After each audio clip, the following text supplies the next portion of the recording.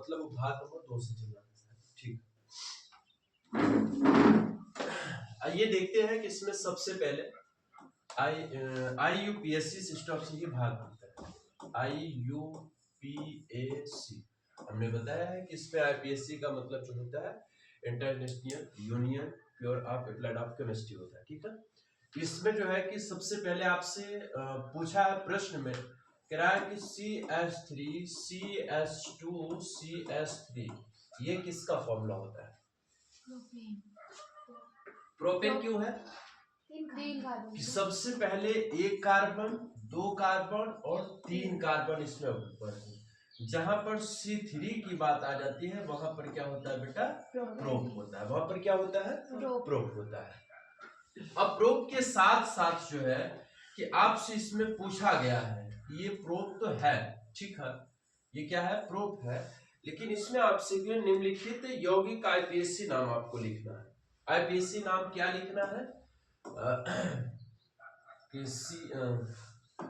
इसमें लिखा जाएगा CH3, ठीक है, फिर CH2। इसमें इसको लिखने का तरीका कई है, इसको हमने आपको बताया भी है कई बार। तो इसको लिखा जाता है CH3 CH2 CH2, इसके आगे हमने लिख दिया Br। क्या लिख दिया बेटा? Br। तो ये Br हो गया, तो इसको हम क्या बोलते हैं? इसका नाम क्या है? इसको हो जाएगा, सबसे पहले हम इसका नाम लेते हैं। इसका क्या नाम है सर?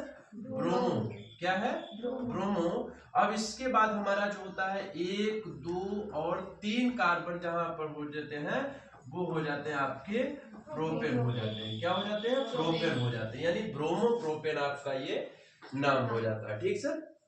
नेक्स्ट पॉइंट आपसे बात करता है, इसमें आपसे कहता इसको इधर रखते हैं।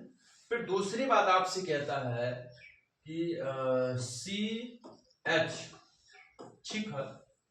अब इसमें आपको बताना है कि ये क्या हो जाता है, कि जैसे CH CH3 CH2 और CH2, इसके साथ आपका बन गया सर OH। क्या लगा है? OH। सबसे पहले ये जानते हैं कि ये OH समूह किसका है? OH समूह किसका है? तो OH समूह किसका है जानते हैं? ये OH समूह जो होता है वो एल्कोहल का होता है। किसका होता है सर? एल्कोहल का होता है। तो एल्कोहल का मतलब इसको हम क्या पढ़ते हैं, इसमें लगता है आपका सर ऑल समूह। क्या लगता है?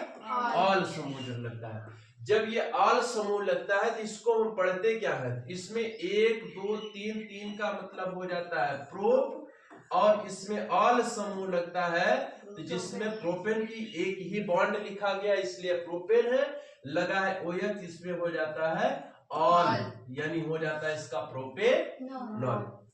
ठीक सर। दूसरी बात आपसे कहता है कि संयोजन अभिक्रिया का एक उदाहरण लिखिए। केवल समीकरण आपको लिखना है। क्या लिखना है? केवल समीकरण आपको लिखना है। ये समीकरण कैसे आप लिखेंगे? इसमें आपको दिया है कि BaCl यानी बेरियम क्लोराइड BaCl2 प्लस आपको दिया है कि BaCl2 के बाद aluminium sulphate H2SO4 plus H2SO4, इसको क्या बोलते हैं? Hydrogen sulphate. क्या बोलते हैं इसको? लेकिन इसमें जो है कि हमको एल्यूमिनियम सल्फेट बोला है। क्या बोला है? Aluminium sulphate. एल्यूमिनियम सल्फेट का मतलब होता है Al2SO4। ठीक है। अब इसमें क्या लिखा जाएगा आपको बताओ? इसमें हो जाएगा सबसे पहले आपका Ba है, SO4 है, सॉरी BaSO4 हो जाएगा। इसमें होगा आपका BaSO4 हो जाएगा प्लस आपका 2AlCl हो जाएगा, 2AlCl हो जाएगा। समझ में आया सर? तो ये हमारा जो होता है कि कॉम्बिनेशन रिएक्शन होता है। कौन सा रिएक्शन होता है? कॉम्बिनेशन। कॉम्बिनेशन का मतलब क्या होता है? संयोजन। कौन सा होता है सर? संयोजन रिएक्शन होता है, संयोजन अभिक्रिया होती है। ठीक है, तो ये हमारी संयोजन अभिक्रिया होती है। दूसरी प्रश्न के साथ आपसे पूछता है कि निम्नलिखित तत्वों का इलेक्ट्रॉनिक विन्यास लिखें। ये इलेक्ट्रॉनिक विन्यास क्या होता है, इसको आपको समझ में आ गया? इलेक्ट्रॉनिक विन्यास आपको लिखना आता है कि नहीं आता है? इलेक्ट्रॉनिक विन्यास, इलेक्ट्रॉनिक विन्यास ये क्या होता है? इलेक्ट्रॉनिक विन्यास में आपने देखा होगा सबसे पहले कई तरीके से जो है इसको यूज करते हैं। सबसे प्राथमिकता जो होती है, जैसे हमने कहा इसमें कक्षक होते हैं, कक्षक में किस तरीके से किस कक्षक में कितने इलेक्ट्रॉन होते हैं। ठीक, के हो गया, के बराबर हो गया 2, यानी के कोष में 2 से अधिक इलेक्ट्रॉन हम नहीं रख सकते हैं। उसके बाद यल कोष हो गया, यल कोष में के के बाद आपका यल हो जाता है, तो यल में जो होता है वो 8 इलेक्ट्रॉन से ज्यादा हम नहीं रख सकते हैं, 8 इलेक्ट्रॉन से ज्यादा हम नहीं रख सकते हैं। समझ में आई बात है? तो अब के हो गया, यल हो गया, और इसके बाद आपका क्या आ जाता है बेटा? यम कोष आ जाता है। कौन सी कोष आ जाती है? यम कोष। यम कोष में कितने इलेक्ट्रॉन होते हैं? के हो गया, यल हो गया, यम हो गया, यानी 2, 8 और इसमें 18 आ जाते हैं। कितने आ जाते हैं? अधिकतम संख्या, मतलब इससे कम संख्या इसमें हो सकती है, लेकिन ज्यादा संख्या इसमें नहीं हो सकती है। तो आइए देखते हैं, सबसे पहले आपको पता होना चाहिए कि परमाणु संख्या, किसी का भी इलेक्ट्रॉनिक विन्यास निकालना हुआ तो उसको परमाणु संख्या निकालनी होती है। सबसे पहले जैसे Na है, तो Na का मतलब ये सोडियम है, तो सोडियम की परमाणु संख्या कितनी होती है सर? 11 होती है। सोडियम की परमाणु संख्या कितनी होती है? 11 होती है। तो अब सोडियम का अगर इलेक्ट्रॉनिक विन्यास करेंगे तो सोडियम भाई इसमें इलेक्ट्रॉनिक विन्यास हो जाएगा आपका, सबसे पहले के होगा, यल होगा। ठीक है, तो अब के कोष में इसमें 2 हो जाता है, अधिकतम संख्या, क्योंकि ये 11 से भी कम है। और उसके बाद यल कोष में हम देखते हैं कि 2 के बाद 8, 8 2 कितना हो जा रहा है? 10। तो लेकिन इसमें यल कोष में अधिकतम संख्या 8 है, तो 8 पहुंच भी जा रहा है, क्योंकि इसमें तब भी एक प्लस हो रहा है, ज्यादा हो रहा है। एक ज्यादा होने के बाद हम अगली कक्षा इसको प्रारंभ कर देते हैं। तो के, यल और क्या हो जाता है बेटा? यम कोष हो जाता है। यम कोष में कितना रखेंगे हम? 1 हो जाएगा। टोटल इसमें क्या होते हैं? 11 हो जाते हैं। 11 हो गए। अब वही चीज अगर जो है आपसे देखा जाए, सपोज दैट जैसे आपसे कह दिया जाए कैल्शियम, कैल्शियम की परमाणु संख्या कितनी होती है? 20 होती है। ठीक है, अब कैल्शियम की अगर परमाणु संख्या 20 होती है तो इसमें हम देखते हैं कि 2, 8, क्या इसमें 18 लिख देंगे क्या? इसलिए नहीं लिखेंगे कि ये जो है कि अगर 18 लिखेंगे तो ये टोटल 28 पहुंच जा रहे हैं, लेकिन हमको जो है कि इससे कम की आवश्यकता है। इससे क्या है? कम की आवश्यकता है। तब इसको जो है कि हम किस तरीके से इसको लिखते हैं। ठीक है, अब एक चीज ये हो गया। दूसरी चीज जैसे जो है कि अगर हम फेरम की बात करें, फेरम यानी आयरन की बात करें, या फिर इसकी परमाणु संख्या कितनी हो जाती है सर? 26 होती है। कितनी होती है? 26। इसकी परमाणु द्रव्यमान कितना होता है सर?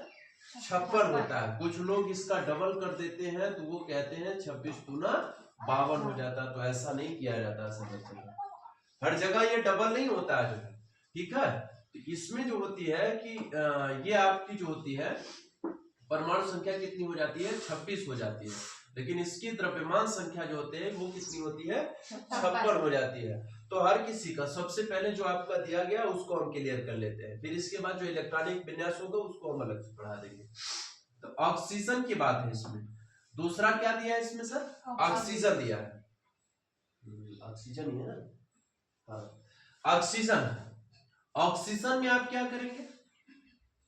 ऑक्सीजन में 2 करेंगे, फिर इसमें 8 करेंगे, क्योंकि इसकी परमाणु संख्या टोटल होती है कितना? 8 होती है। कितनी होती है? 8। तो हमारी ये जो है कि 8 2 हमारा कितना हो जा रहा है? 10 हो जा रहा है। ये हमारी परमाणु संख्या से ये भी अत्यधिक हो जा रही है। तो यहाँ पर कितना लिखेंगे सर? यहाँ पर हम लिख देंगे सर 6 लिख देंगे। तब ये हमारी इलेक्ट्रॉनिक विन्यास पूर्ण रूप से सफल हो जाती है। जो है समझ में आया? अगर जो है कि इलेक्ट्रॉनिक विन्यास आपको पढ़ना होगा तो उसमें बताइएगा, फिर इसकी नया वीडियो बना देते हैं। ठीक है, तो हालांकि जो है कि ये इलेक्ट्रॉनिक विन्यास के बारे में फिर नया पढ़ाएंगे, क्योंकि अभी बोर्ड की एग्जाम है, सबसे पहले इनकी तैयारी आपको करनी बेहद जरूरी है। तो आइए फिर आगे चलते हैं कि निम्नलिखित समीकरणों को संतुलित कीजिए। समीकरणों को संतुलित यानी इसमें आपको संतुलित समीकरण लिखना है। संतुलित समीकरण, संतुलित समीकरण मतलब इसको क्या करना है, हमको संतुलित समीकरण बनाना है। समीकरण आपको दिया है कि Fe प्लस H2O। Fe हमारा क्या है, इसको हम बोलते हैं बेटा आयरन। इसको क्या बोलते हैं, आयरन। आयरन बोलते हैं तो ये हमारा क्या होता है, सॉलिड होता है। लेकिन ये H2O जो होता है ये हमारा कैसा होता है, लिक्विड होता है, तरली पदार्थ होता है। कैसे पदार्थ होते हैं, तरली पदार्थ होते हैं। तो अब इसका जो होता है कि पूरी सीक्वेंस के साथ ये दे देता है कि आपको इलेक्ट्रॉनिक विन्यास की सॉरी इसमें जो होती है संतुलित समीकरण जो है किस तरीके से करना है। Fe3O4 दे दिया, Fe3O4 प्लस आपका दिया है H2, प्लस आपका क्या दिया है H2। H2 हमारा क्या हो जाता है सर, गैस हो जाती है। H2 हमारी क्या हो जाती है, गैस हो जाती है। और जहां पर यहाँ पर फेरम और ऑक्सीजन जहां पर हो जाता है ये सॉलिड अवस्था में है। किसमें है, सॉलिड अवस्था में है। लेकिन अब इसको हम करेंगे क्या, इसको क्या ये संतुलित समीकरण है। हमने एक चीज आपको उपाय बताया था, LHS RHS बताया था नहीं बताया था। अब इसमें जब आपको देखना होता है तो हमारी सबसे पहले जो होती है किसी भी तत्व का नाम लिख लेना। फेरम है, हाइड्रोजन है, ऑक्सीजन है, यही तीनों आपके LHS RHS में भी है। ये आपका क्या होता है LHS और ये आपका हो जाता है RHS। ठीक, इसके साथ Fe है आपका, तो Fe में आपका कितना है, Fe में यहाँ पर जो है केवल एक है, इसलिए कि अगर जो तत्व लिखा जाता है वो तत्व ऑलरेडी एक हो जाता है, वो तत्व ऑलरेडी एक हो जाता है। लेकिन जब हाइड्रोजन की बात आती है, हाइड्रोजन का मतलब यहाँ पर तत्व नहीं, यहाँ पर यौगिक रखा गया, क्योंकि एक से अधिक तत्व होते हैं। Fe3O4 प्लस H2 क्या होता है जो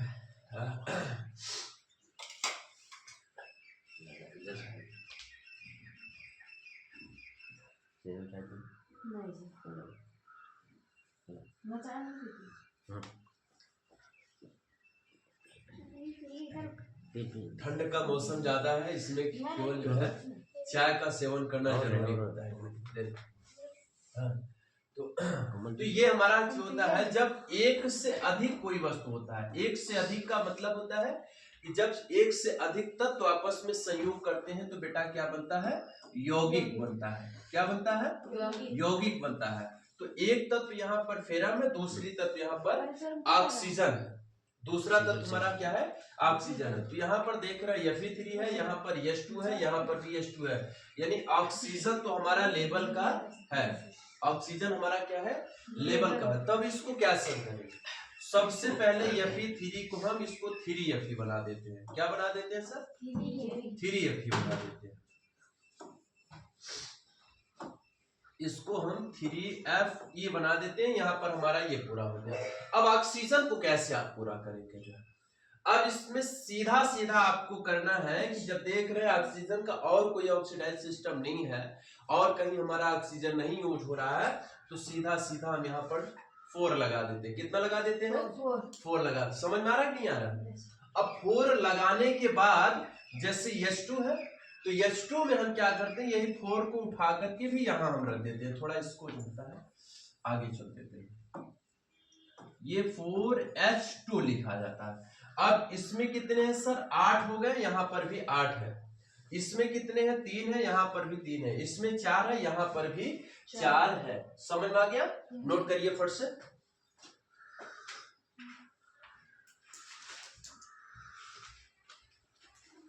जल्दी नोट करिए सर, कर लीजिए कर लीजिए।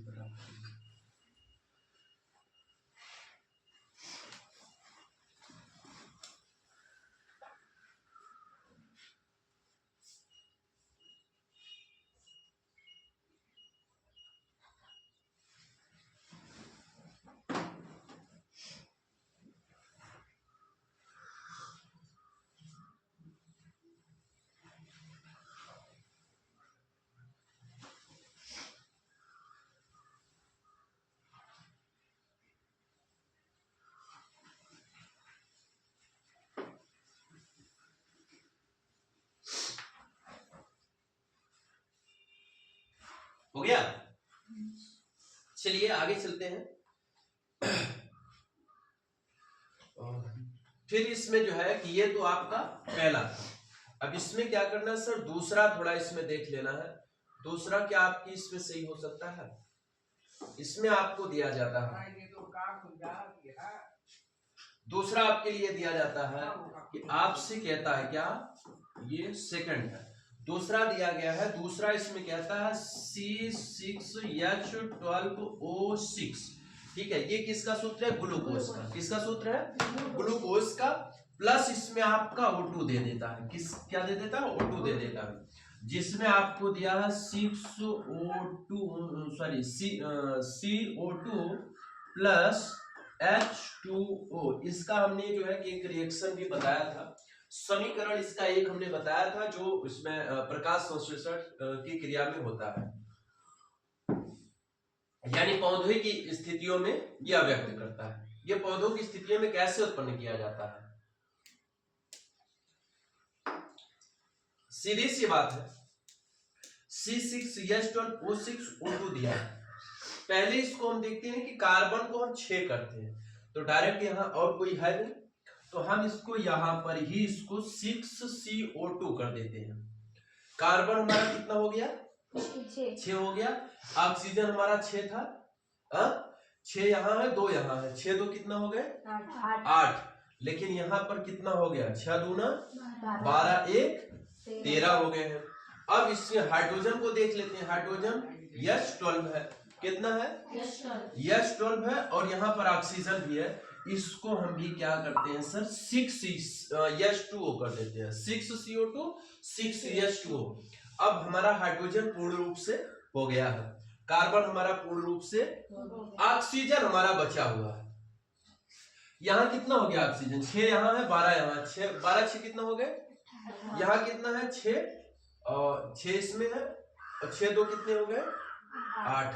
अब इसमें इसको 18 करने की तरकीब सोचिए कैसे हो सकता है, बता सकते हैं। कार्बन हमारा पूर्ण रूप हो गया, हाइड्रोजन हमारा पूरा हो गया, ऑक्सीजन ही हमारा बचा है, जिसमें कि 6 2 8 है, लेकिन हमको करना कितना है, 18 करना है। तो कैसे पॉसिबल है, इसको हम कर देते हैं सर 6O2, 6 दूना 12, 6 18 पूर्ण रूप से हो गया। हो गया कि नहीं हो गया, यही को कहते हैं संतुलित समीकरण। संतुलित का मतलब जो भी परिणाम होता है उसको हमको क्या करना होता है, बराबर करना होता है। बराबर करने का मतलब ये है कि अगर जिस वस्तु से हम बराबर कर रहे हैं वो दोनों तरफ क्या होना, बराबर होना चाहिए। फॉर एग्जाम्पल अगर इसमें जो है हम किसी गन्ने को रख दिए हैं, तो गन्ना यहाँ भी हमारा बराबर होना चाहिए। अब गन्ने से, अब यहाँ पर जो होती है अन्य किसी वस्तुओं को तोड़ने की जरूरत नहीं कह रही है, यहाँ पर नंबरिंग किसी का नहीं दे रहा। नंबरिंग केवल जो होता है जिन तत्वों को लिखा गया, जिन यौगिकों को लिखा गया, केवल उनके लिए कह रहा, अन्य किसी वस्तुओं के लिए नहीं। इसकी इलेक्ट्रॉन के मापन तो नहीं दे दिया, बात समझ में आई सर। तो इसके आगे चलते हैं। अगला क्वेश्चन इसमें है आपका कि निम्नलिखित पर संक्षिप्त टिप्पणी लिखिए। तो टिप्पणियां हमने कई बार बताया कि टिप्पणियां आप लिखने चलिए, कोई समस्या होती है तो इसमें आप बताइएगा। संक्षारण से आप क्या समझते हैं, थोड़ा सा इसको डिफाइन कर देते हैं कि संक्षारण क्या होती है। सबसे पहले ये संक्षारण की बात करता है, जिसे हम कोरेशन कहते हैं। इस संक्षारण की बात में हम अगर किसी चीज को वैल्यूएबल सिस्टम बनाते हैं तो करते क्या है पता है। संक्षारण को अगर हम बनाते हैं तो संक्षारण कैसे बनता है, मतलब संक्षारण ये क्या होती है, खराब करने की विधियां होती है। एक होता है संक्षारण, दूसरा होता है बेटा विकृत गंधिता। दूसरा क्या होता है, विकृत गंधिता। ये क्या होती है, विकृत गंधिता, मतलब ये खाद्य योग्य पदार्थ में जो नुकसान करता है, खाद्य योग्य पदार्थ को, यानी इस पदार्थों को क्या करता है, ये खराब करता है। खाद्य योग्य पदार्थ को खराब करना, खराब मतलब ये जो होता है खाने योग्य नहीं होता है। जो भी खा, फॉर एग्जाम्पल जैसे जो होता है बेटा, इसमें क्या दिया जाता है आपसे कि रोटी में फफूंद लगना। क्या होता है, रोटी में फफूंद लगना। जब फफूंद लग जाता है तो रोटी खाने योग्य होती है क्या? नहीं होती है। बात समझ में आई ना? तो इसी तरीके से जो होती है कि हम क्या करते हैं कि इसकी भी कंडीशन देखते हैं। कंडीशन क्या कि संक्षारण होता क्या है, इनके उपाय यानी इनकी टिप्पणियां जब आपको लिखनी होती है, इनकी टिप्पणियां आप अपने तरीके से लिख सकते हो। तो लिखने के पश्चात हमने केवल एग्जाम्पल बताना है कि इसका एग्जाम्पल ये संक्षारण होती क्या है। जैसे संक्षारण अगर आपको करना है तो लोहा होता है, और ये खाने योग्य तो पदार्थ है नहीं, ये खाने योग्य पदार्थ है नहीं। लोहा खाया जाता है क्या? हाँ, उसको खत्म कर लीजिए सर, ठंडा हो जाएगा। लोहा खाने योग्य पदार्थ होता नहीं या खाया नहीं जाता है। तो इसमें क्या होता है, जब बेटा इसमें जंग लगता है, क्या लगता है? जंग लगता है, तो इसी को हम क्या कहते हैं? संक्षारण कहते हैं। क्या करते हैं? अच्छा, इस विधि को बचाया कैसे जा सकता है? कैसे बचाया सकता है? लोहे को क्या किया जा सकता है? इसको जो है पेंट किया जा सकता है। क्या किया जा सकता है? पेंट। तो जब इसको पेंट कर देते हैं तो पेंट करने के बाद हमारी ये जो है जंग से जो होती है वो क्या होती है? बच सकती है। तो हमारा लोहा क्या होता है? जैसे फॉर एग्जांपल क्या होती है बेटा? चांदी होती है, चांदी को एजी बोलते हैं ना। हाँ, इसको हम क्या बोलते हैं? यफी। ध्यान में रखा करिए जो है हमेशा, तो एजी बोलते हैं इसको। जब चांदी का सूत्र क्या होता है? एजी, जिसे हम अर्जेंटम कहते हैं। एजी को हम क्या बोलते हैं? हाँ, नहीं तो भैया जो है किसी को जो है चांदी को यसाई मत बोल देना जो है। हाँ, यसाई किसका होता है? सिलिकॉन का होता है। ठीक है, तो ये हमारा जो होता है, नहीं कुछ बच्चे बोलते हैं कि सर जो होता है ये तो सिल्वर है, इसको यसाई होना चाहिए जो है। हाँ, लेकिन इसका जो भी नामकरण होता है, कहीं उपनाम होती है, कहीं उपाधि का नाम होता है, तो कुछ अलग अलग चीजें होती हैं जहां पर ये केमिस्ट्रिकल नाम दिया जाता है। तो इसमें क्या होता है? एसी हो गया अर्जेंटम। इसमें ये क्या करता है सर? ये सीधा सीधा आपसे बात करता है कि ये सीधा इसमें जो होती है काली परत पड़ जाती है। कौन सी परत पड़ती है? काली परत। जब यह काली परत जो है उखड़ती है, उखड़ने के बाद सीधा सीधा आपसे क्या करती है? चांदी ही खराब करती है। चांदी को क्या करती है? खराब करती है। चांदी को क्या करती है? खराब करती है। बात समझ में आई सर? चलिए ठीक है, आज के दिन इतना है। नेक्स्ट नए टॉपिक पर बात करते हैं। Thank you.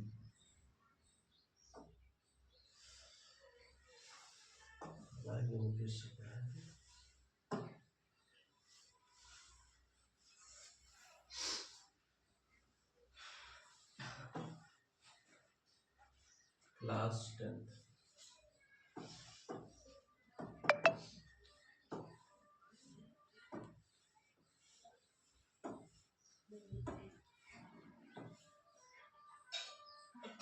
हमारी केमिस्ट्री है। जब बायो पढ़ाएंगे तो बायो की क्लास अलग हो जाएगी। ऑर्गेनिक इनऑर्गेनिक दोनों एक ही।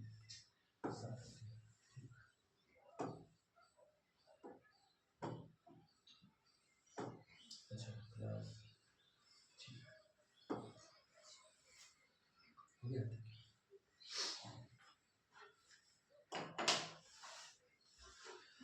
आप लोग पढ़िए सर।